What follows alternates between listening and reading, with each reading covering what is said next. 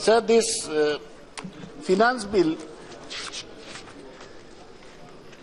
when it was presented on 1st February 2017 at 150 clauses, 7 schedules. But strangely enough, the finance minister, in a series of amendments received today, added 33 new clauses and 2 schedules. This is unprecedented, and we have already protested. The ruling party has done this after the UP victory. They think they can ride roughshod over all rules code, over all rules, conventions and procedures. Otherwise, I do not understand why in a bill, finance bill, which is supposed to detail the taxation proposals of the government, they have brought in the abolition or uniformization of the tribunals, which have no relation to taxation proposals directly. I may read names of some of the tribunals: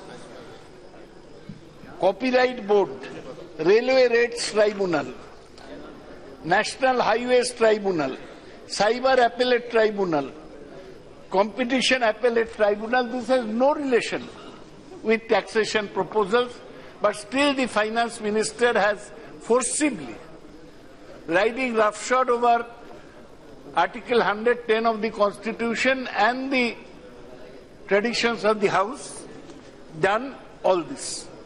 Now, as we know, that the taxation proposals mainly relate to the different taxes that we have in this country: corporation tax, income tax, customs, excise duty and service tax.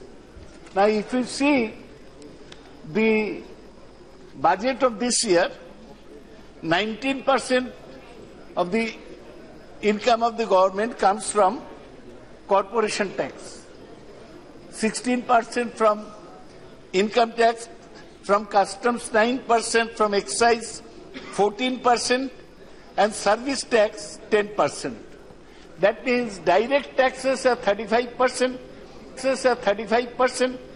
indirect taxes are 33%. Now, in a direct taxes should be much more than indirect taxes, because indirect taxes are basically inflationary. We find that in this budget, both are roughly equal.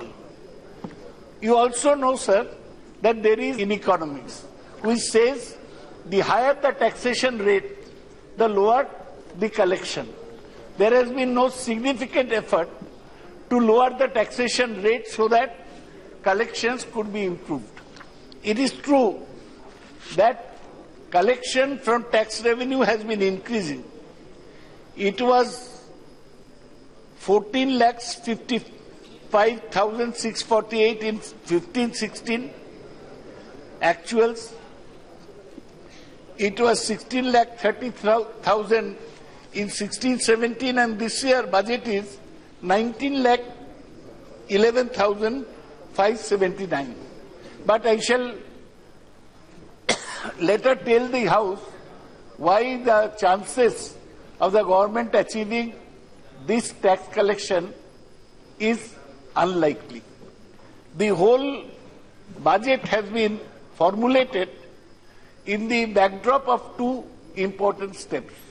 One is the reckless demonetization ordered by the government on November 8th.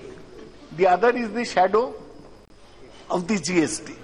Now, before I go into how the basic theory has affected the taxation and the economy of the country, let me state some of the proposals. In case of direct tax, income tax, the rate has been reduced for those having income between 2.5 lakhs to 5 lakhs from 10% to 5%. The other increase is with regard to people having income between 50 lakhs and 1 crore, that has been raised to 10%. And already for the super rich, those having income over 1 crore, the tax is 15%. Now the government is giving up 15,000 crores as far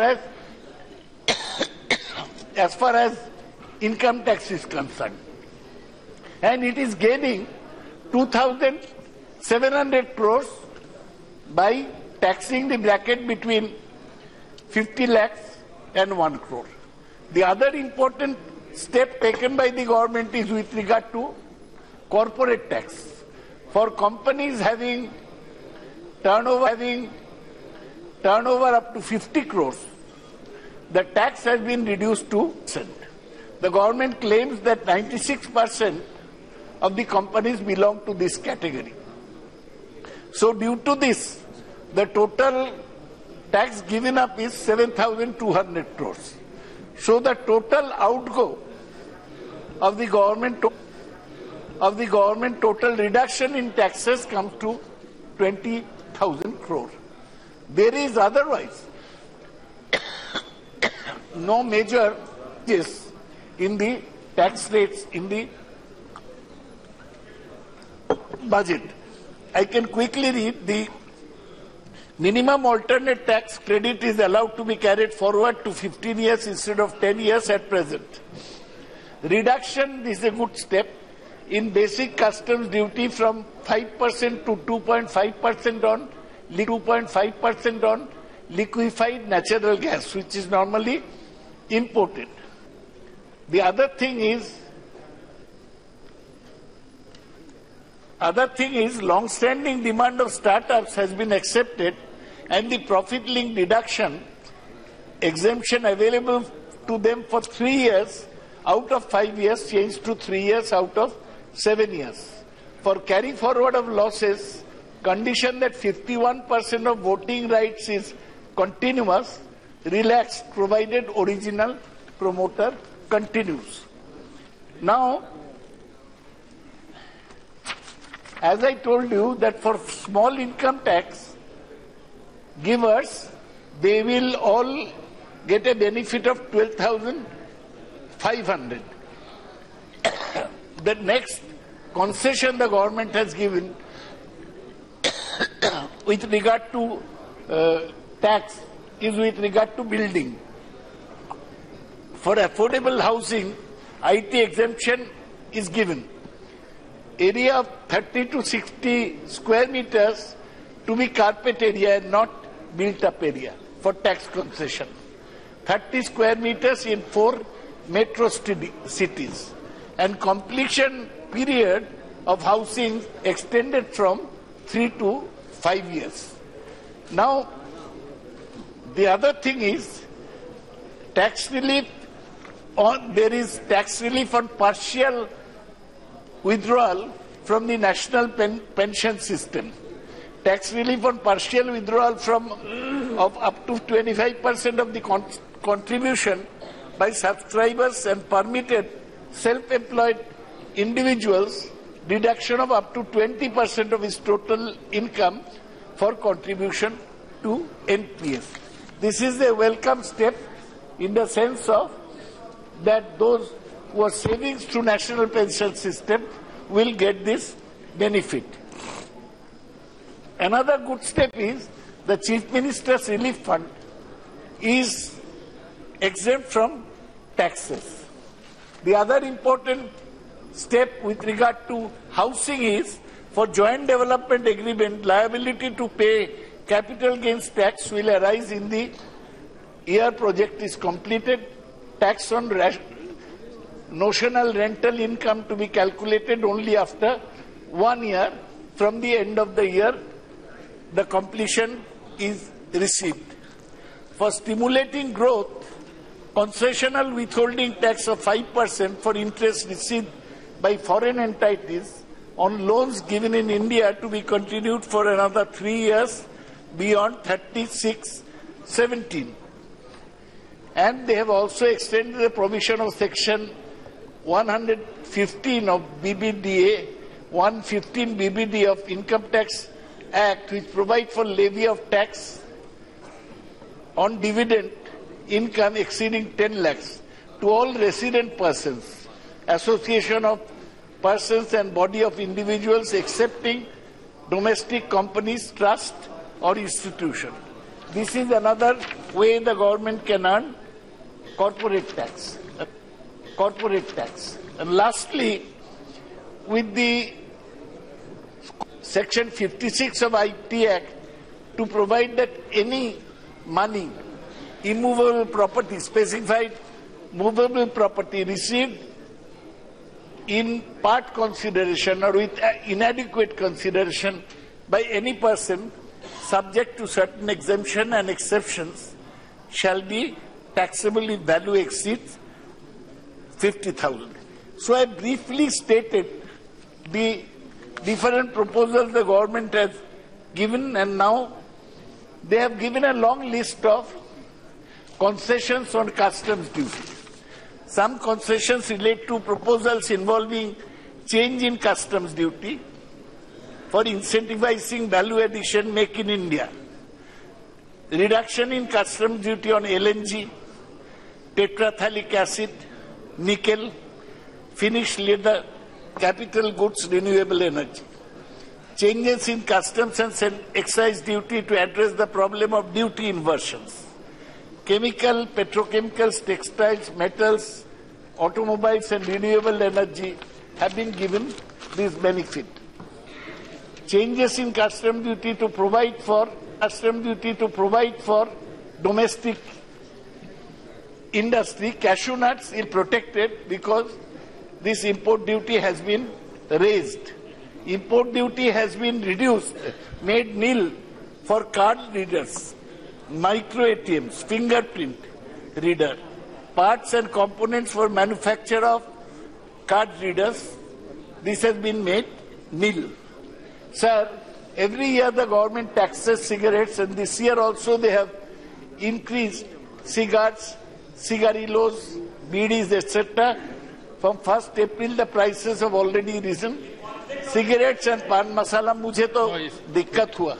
It would have affected him. Cigarettes and pan masala additionally. But we give this to the government gladly because the government has no money. We give this to the government. So, now let me come to I have stated the different IT provisions, excise and service tax provisions. But from this year, you know that GST is coming in force from 1st July 2017. Both excise duty and service tax will be subsumed within the GST. Now, the government has formed this budget with expectation that GST would give rise to better collection. The funding of such expenditure, government has increased money for infrastructure, etc. Now, where will the money come from? The funding of such expenditure seems to be left to the mercy of implementation of GST, which is likely to bring in more taxes to the centre and states, as also transfer of resources from the tax evaders to the government through demonetization. However, evidence from cross-country studies, so this is important, has pointed to the contractionary effects of GST in the short term, particularly in the year of imposition. Thus, tax revenue will be reduced. It is likely that tax revenue will fall this year. That's why Mr. Jaitley, sir, has not been revolutionary. Even with UP election, he was very careful to give things to the common people. He just gave a small concession on income tax. But people's expectation was that the exemption limit would be raised to 5 lakhs. He did not give that. The other thing, there was talk of farm loan waiver. The government has not given farm loan waiver. the idea of universal basic income, which could have been a revolutionary step and which would have gone down in history, which was proposed by the Economic Survey, that everybody should have a basic income. That idea also hasn't been put through. So the reason are two. The government had done a gambling. Demonetization was Mr. Modi's and Mr. Jaitley's big gamble. They expected that there would be a bonanza due to demonetization. People would deposit more money and not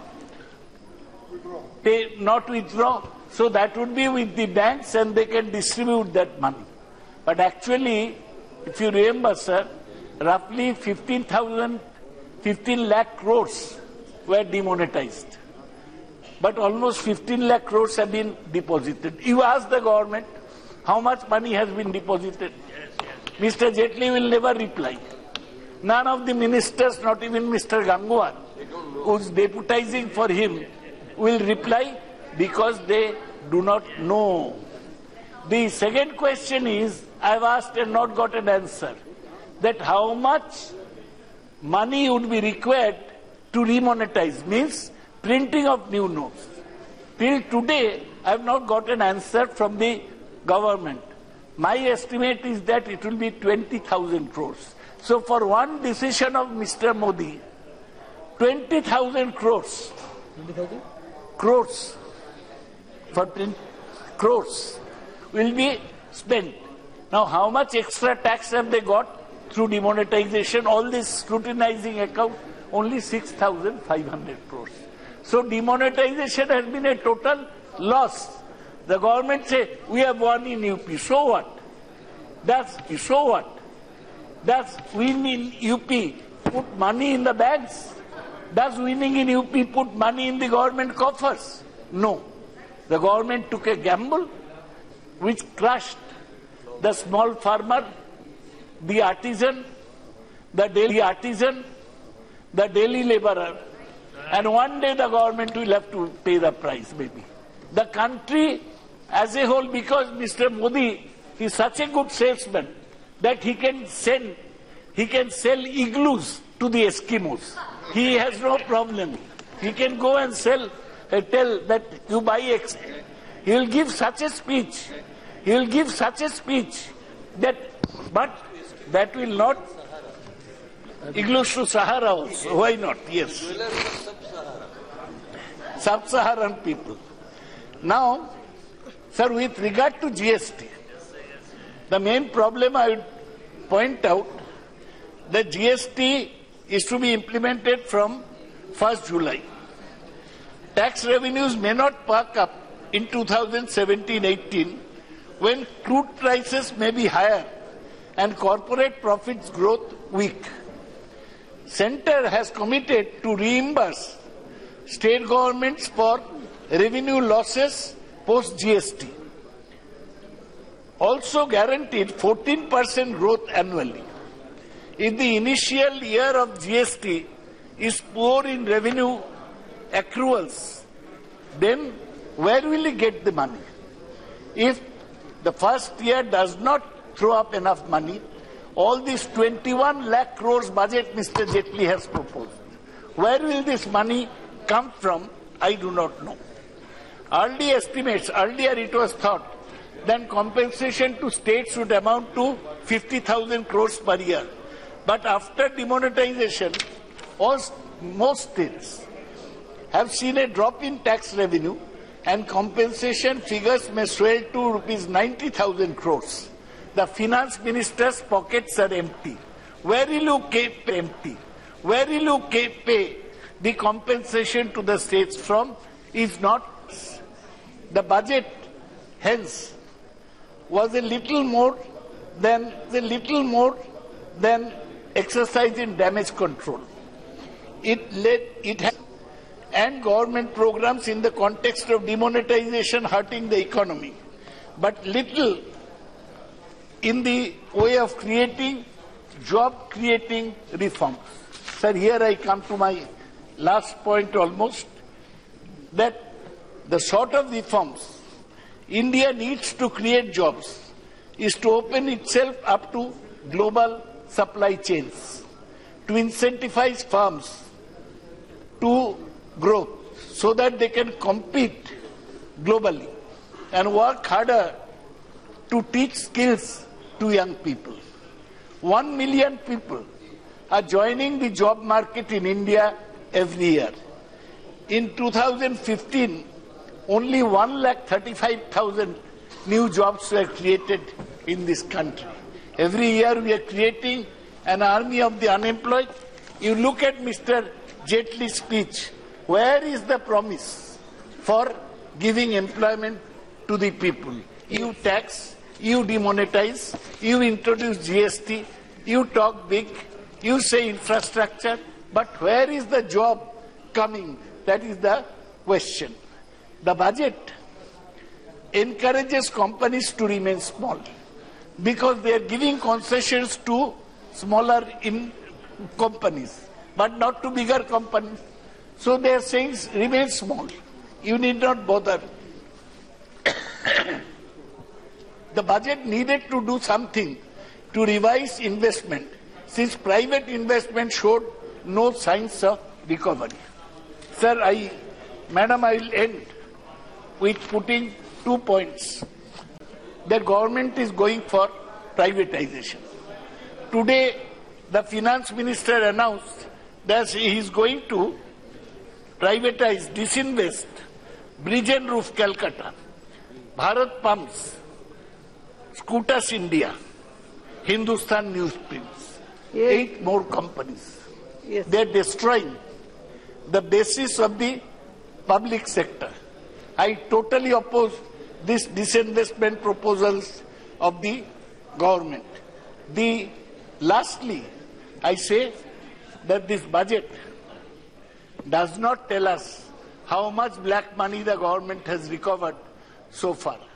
These finance bills do not show a way. The finance minister in his budget speech said that India is a tax non-compliant society. थोड़ा सा 3 to 4 minutes kindly, क्योंकि Jaitley ji busy थे, सुन नहीं रहे थे sir, तो थोड़ा सुन I am sorry.